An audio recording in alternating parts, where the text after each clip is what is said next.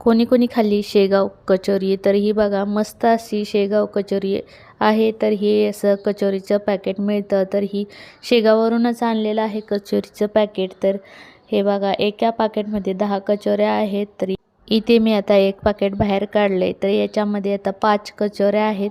तर ह्या आता आपल्याला तळून घ्यायच्यात। तर हे बघा ह्या अशा असतात कचोऱ्या, आणि इथे आता आपण तेलसुद्धा गरम करत ठेवलेलं आहे। तेल चांगलं गरम झालेलं आहे, मीडियम गॅसवर ह्या कचोऱ्या तळून घ्यायच्यात। सगळीकडेच असतं की शेगाव कचोरी स्पेशल, पण आपण जेव्हा शेगावची स्पेशल कचोरी खातो तेव्हाच खरंच ही चव कळते।